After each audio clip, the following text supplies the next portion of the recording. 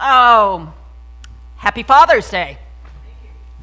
I'm Reverend Carla McClellan, as is mentioned, and I bring hello to you from Unity Village, and I hear some of you will be on your way up to Unity Village Tuesday.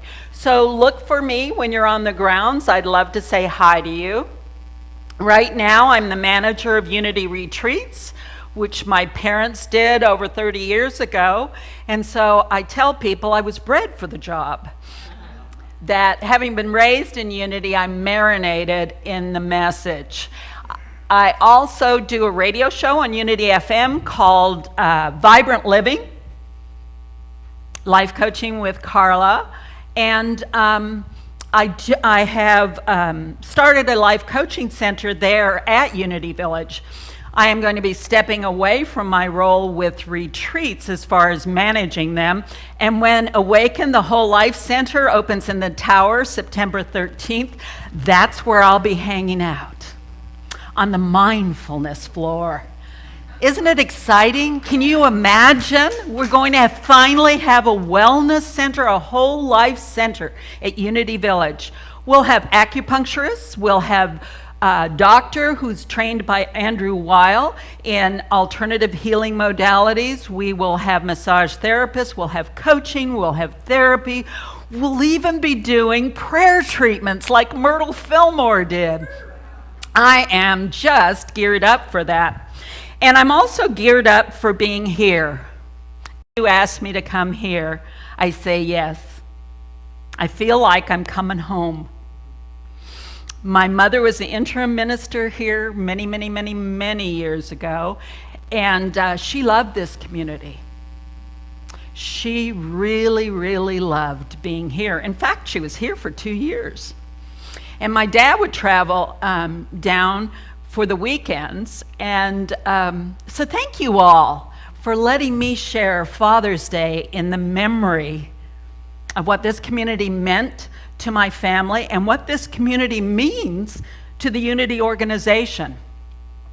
Because we're at a time now, folks, where it can't be the divine feminine and the divine masculine. It has to be one. We wrap around the divine feminine into the divine masculine, and we become the heroes we were created to be. Because now more than ever, heroes are being called for. Don't you see it on the news? Kids shooting kids. Time after time, and you think, how can it get worse than that? Well, then there's adults shooting adults. And there's awful things that are going on, but if we didn't look at them as awful things, but looked at them as evidence that something was being called for, what I see it mean is that more than ever, our kids need to know that they're safe, that they're heard, that somebody's there for them, that they see adults being responsible and teaching them how to be accountable. So often what's going on in our culture right now with everybody working so hard is the television or the internet or the playground is where our children are getting their values. And really, wouldn't you like to be the one who taught your children the values? My dad was my hero. My dad taught me my love of books. He would take me to the library. My dad taught me the love of nature. He and I would work in the garden. My dad was a very gentle man and very funny, had a very dry sense of humor. And he and my mother played off that so beautifully. But my dad was a man of his word. He said, when I give my word, I'm giving my honor. That's who I am. When I give my word, I stand by it. And so often today, we stand on broken promises. And what's important for our kids to know and for us to know is when your promise, your word is given, that there will be follow through. There will be follow through. It's not up to them out there to make a difference in our world.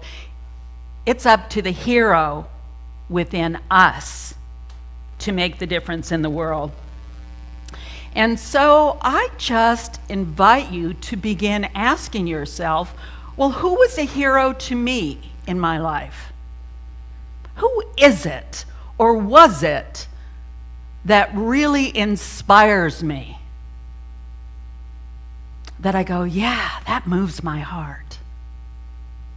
And know that the quality that moves your heart is a quality that you have within you, because you couldn't see it in somebody else. So if there's a quality you see in somebody else who's a hero to you, and you don't see how you're using it, it's a great sign to step into that, because you'll always be a little out of integrity with yourself if you don't use that quality of being. I'm going to talk today about the prodigal son, the scripture that was used on your bulletin. And this is found in Luke chapter 15 through 33. And there was this dad who had two sons. And one day, one of the sons came to him and he said, "Dad, I don't want to wait. Can I have my inheritance now? Let me go out and face the world. Let me find out who I truly am. Let me go exploring." He had an adventurous spirit. So his dad gave him half of the estate that was his inheritance. And the young man went out on a hero's journey. Now you might say to me, "Carla, how could that be a hero's journey when he squandered all the money away, where he drank and had lots of women, and we don't hear about anything good that he did?" Because I say to you, the hero's journey always begins when we leave the area where we're most comfortable. That begins the journey. When we access the courage that is within us more than listen to the chatter of the monkey mind going on inside of it. So this young man did that, and he blew it. Anybody here not made a mistake? He really blew it big. He lost all the money. He lost half of his father's estate. He lost half of it. Now put yourself in the dad's position for just a minute. What would be your reaction if you gave your son, your child, half of your estate in full love and confidence that he was going out to make his mark in the world, and he squandered it? Does that make you thrilled? Can you wait to see him again, to love him? We might wait to see him again to have another reaction. But when this son woke up feeding pigs, he realized, oh my God. Oh my God. And he was filled with guilt and shame. And he said, "I'm not worthy to be my father's son, but I can be his servant. I'm going to go back home and I'm just going to beg my dad if I can be a servant." So as he's turning back, we know the story. The dad comes running out. He says, "Kill the fatted pig. Let's have this big party." Throws robes on his son. He puts rings on his fingers. And guess what else happens? The other son says, "Now wait a minute. Let's just get this straight. I have been with you the whole time. I have been close with you, doing everything you said for me to do. I have been the good son, and yet you've never even killed a goat for me and my friends. What's up with that? And the father said, I'm always here for you. Everything I have is yours. All you had to do was ask. So the other son, the good son, metaphorically can represent the one who is going to play it safe, I'm going to play by all the rules. Not that that isn't a good idea, but I always thought rules were sort of a guideline. That there was a spirit within me that was guiding me.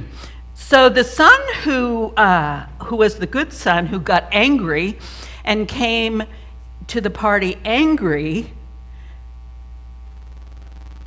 never got the lesson. And the lesson is ask. Metaphorically, the Father represents God, who loves us no matter what. No matter what we do.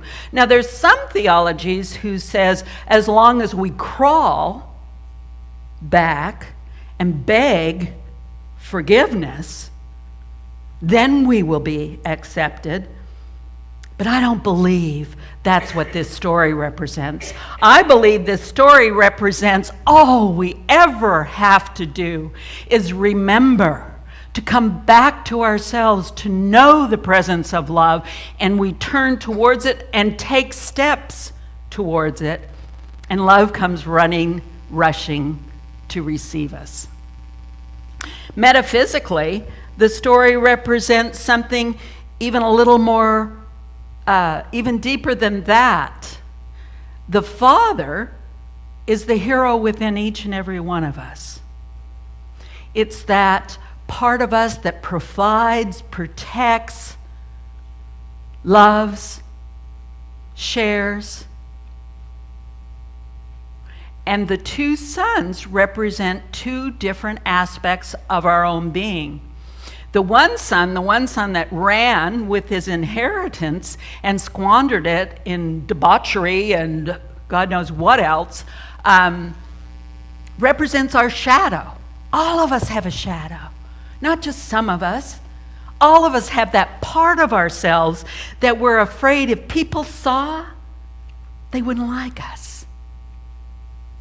That somehow we're not as good as we pretend to be.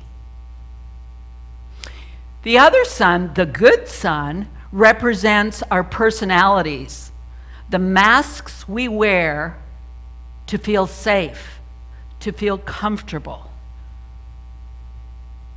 And the Father, of course, is the hero within, that essential nature. So if we could imagine a bullseye, the center is the hero, what coats the hero is the shadow, and what coats the shadow is the personality. Now, when we integrate all of that into the hero, then we are that one presence, that one power. We can step forward with wisdom and compassion to face whatever it is we are called to face. Joseph Campbell coined the phrase the hero's journey, and he called the hero within that ineffable part of ourselves that remains constant and true regardless of the drama or circumstances that surround our life. So often we let the drama pull us off course. But we can always, no matter what, we could come back to that hero within. We can come home and be received and given everything we need to move forward in life. To live that prosperous, abundant life we were created to live. There's nothing going on in the world today that we can't face and we can't find an answer to, or we wouldn't have been given life. Right? It's not somebody else's fault. It's not somebody else's to do. It's us together to say yes to whatever is, to quit denying what is, and tell the truth, at least to ourselves, about it. There's nothing we can't forgive. Nothing.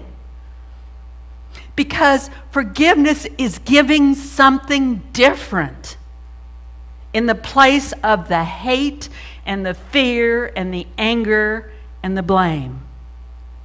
Because the only people we hurt are ourselves. Someone has said that the definition of forgiveness is the hopeless desire of the past to be different. When we accept the past as it was, we don't have to forget the behavior or the incident itself, but we don't keep our energy locked in that. When we forgive the past and say yes to what is, an amazing energy starts moving through us.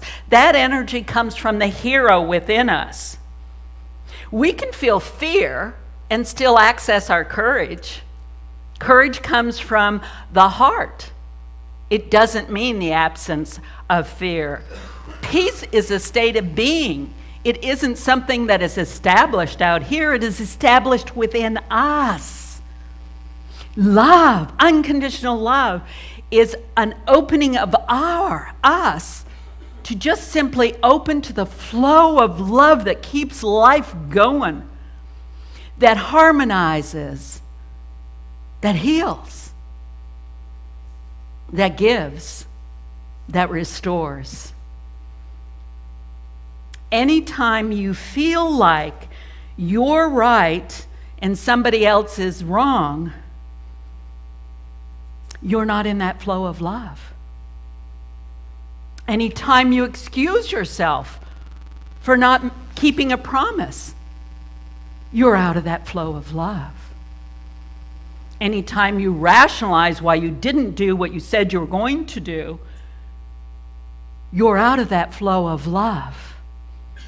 Anytime you make anyone else the enemy, there cannot be love there. So if we let go of wanting things to be different than what they are and open ourselves to what is, access that hero within, we can be transformed, changed at depth. There's two things required to be changed at depth. One is the awareness, the acceptance of what is right before us, and the other is introspection on our part. So if we do nothing else, let's tell ourselves the truth. Not the story, but the truth. Did I or did I not do what I said I was going to do? Did I live up to my core values? Was I a model for others of what is possible when we let go of fear and blame and shame? When we embrace the best of ours and look for the best in others, it's amazing what can happen. And so, what I'd like to leave you with today is that understanding that within each and every one of us is a hero. And this hero is longing to take a journey. It's longing to be expressed. It's longing to make a difference in life. It's longing for us to quit listening to the self-limiting chatter that's going on in our head. Listen to our heart. Open ourselves to God that gives us, with every breath we take, everything we need. There is nothing we need right now than to create with one another a world that works for our children, that our children say, hey, I want to be like D. flamboyant, generous, loving, serving, willing. Each word we speak, Charles Fillmore says, is like a seed into the invisible substance that grows into our experience of what is. So if I say I'm a sinner, then I will look for evidence to show the ways I've sinned. If I say I'm a hero, then I'll look for evidence to see what the qualities are that make up the hero. What is being called for here? What are the words I'm using? The young people of today don't need to be yelled at. They really don't. They're taught so many rules in school. You ever gone to school to visit your kids or your grandkids and you get the 20 minutes to shovel something down, you can barely say hello? But you think, well, I saw them.